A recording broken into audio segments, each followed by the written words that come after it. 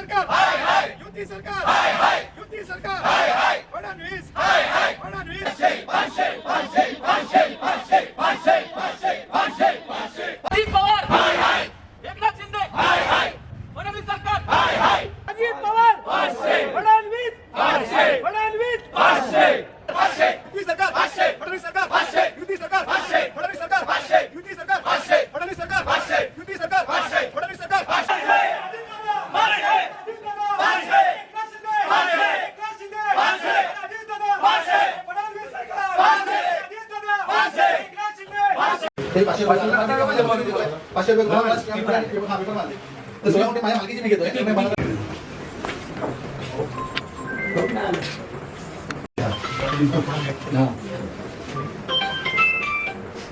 देखिए पूना में जैसा आपने देखा कि 1800 करोड़ की जगह सिर्फ 300 करोड़ में दी गई है और उसके ऊपर 500 रुपये का स्टैम्प ड्यूटी लगा है।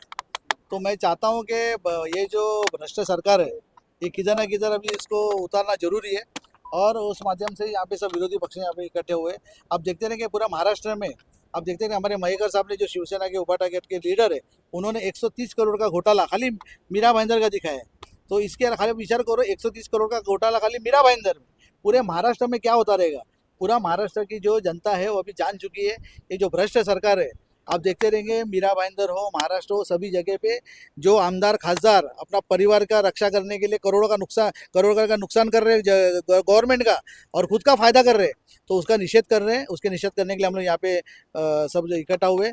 तो मुझे लगता है कि मीरा भाईंदर हो महाराष्ट्र हो सभी जगह की उसकी इंक्वायरी होनी चाहिए। जो हमारे पंतप्रधान है नरेंद्र मोदी साहब, बहुत ही उनके पास ये आशा था लोगों को, लेकिन निराशा हुआ है।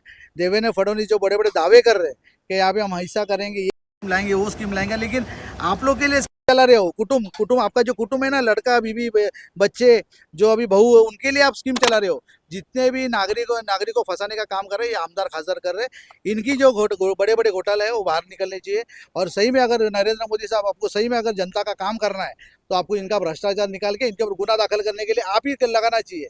और ये दूसरा भी एक माध्यम से मैं आपसे बात करता हूँ, ये विरोधी पक्ष नेता है सब जो हमारे इकट्ठे हुए ना, इनके थोड़े दिन में जरूरत नहीं रहेगी क्योंकि आपस में ये आपस के टकरा के मरने वाले ये लोग। ख्याल में रखना, एक दूसरे का सब ये निकालने का, काला धंधा निकालने का, काला चिट्टा निकालने का, और ये लोग ही आपस में एक दूसरे को फंसा रहे। तो मुझे लगता है विरोधी पक्ष का थोड़े दिन में जरूरत नहीं है, आपस में ये लोग मरेंगे। ये महाराष्ट्र की सरकार भ्रष्टाचारों की सरकार है, ये दरोडेखोर लोगों की सरकार है, ये चोरों की सरकार है।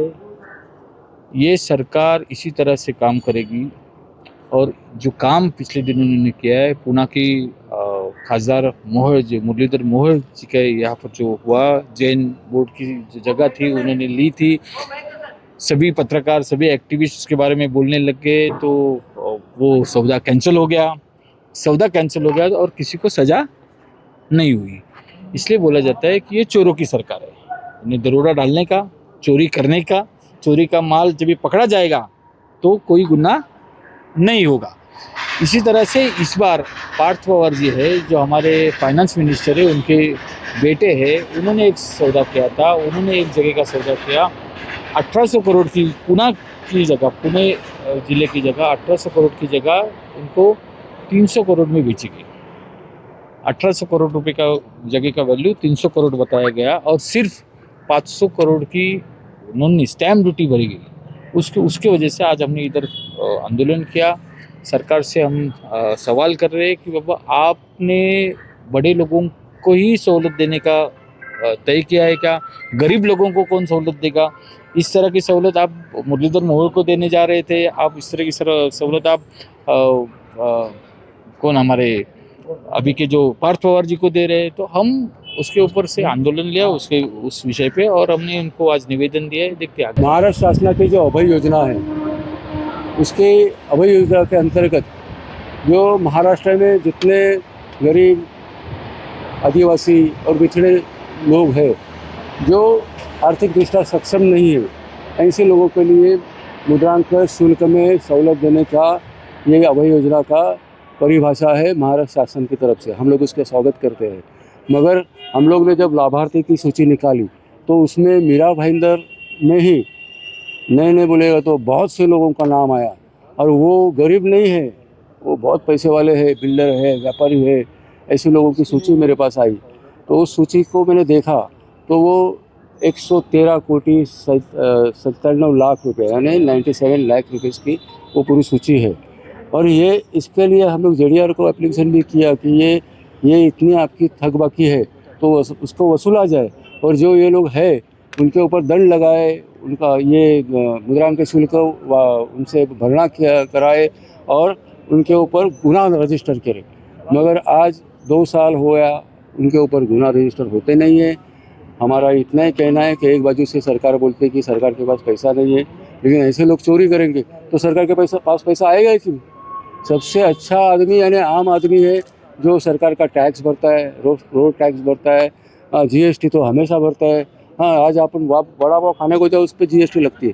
तो ये सब कायदे कानून का पालन सिर्फ गरीब जनता ने करनी है कि ये लोग ऐसे ही कर बुढ़ाते जाएंगे, मुद्रांक शुल्क और स्टैम्प ड्यूटी बुढ़ाते जाएंगे?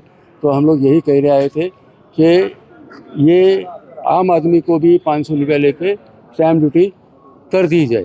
और वो जो अभय योजना का जो प्रकार है उसके ऊपर मैं महाराष्ट्र शासन का ध्यान निर्देशित करना चाहता हूँ कि उसके ऊपर आप ध्यान दो और ऐसे लोगों के पास से स्टैम्प ड्यूटी और दंड वसूल करो। और ऐसे मीरा भाईंदर की बात है, लेकिन इसमें मीरा भाईंदर के बाद ठाणे है, मुंबई है, कोल्हापुर है, पुणे है, पूरे महाराष्ट्र में ये प्रकार है। तो जितने भी रजिस्ट्रार है इस महाराष्ट्र में, मैं पुणे के जो निबंधक निरीक्षक है, महानिरीक्षक, उनसे भी निवेदन करता हूं कि आप एक पूरे महाराष्ट्र में ये जितने भी रजिस्ट्रार है उनकी इंक्वायरी जल्द से जल्द करें।